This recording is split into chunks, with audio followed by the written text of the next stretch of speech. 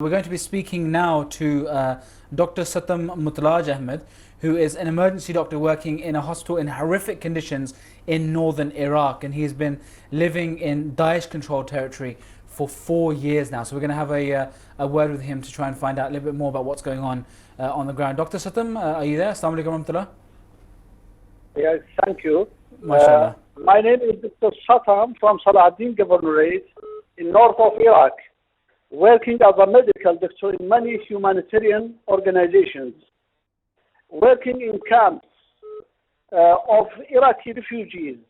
You know, there are thousands of families living there in camps. These families primarily consist of children and helpless women without husbands. Their husbands mostly killed in wars.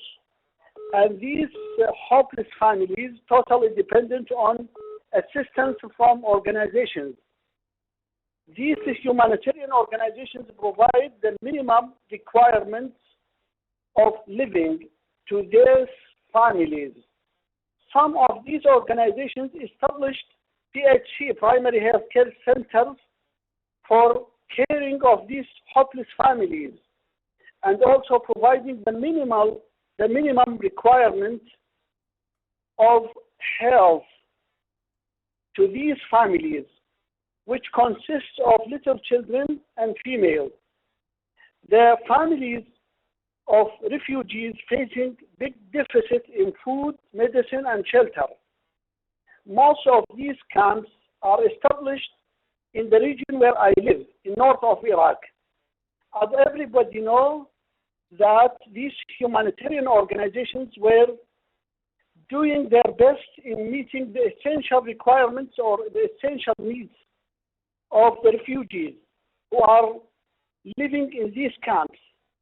Sadly, lastly, these organizations raised their hands from their job of assistance to these hopeless families, and now most of these families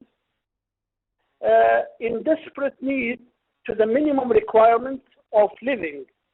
The children of these families without any teaching, no primary schools, no secondary schools, and the children even don't know reading and writing.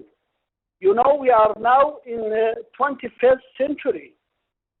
Most of these families forced to go to their original village without any essential requirement of living.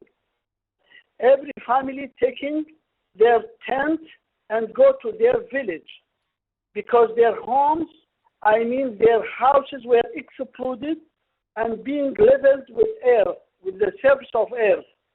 The humanitarian organizations must go to their village to help these hopeless families. But till now, they didn't.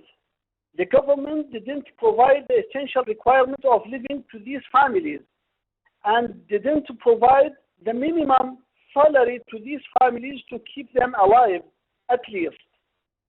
I want that my voice reach these humanitarian organizations through your organization, Humanity First. Please do your job. Do your best to these hopeless families who are in desperate need to every assistance you can do for them. At last, I would say that Humanity First were doing their best in assistance of the people living in camps in north of Iraq. I can testify truthfully that Humanity First was first actually in doing their job of helping these hopeless families. So I want to thank them for helping these people living in these camps. But at the same time, I would say to them, please continue in doing your best because there are many humanitarian challenges waiting for your assistance.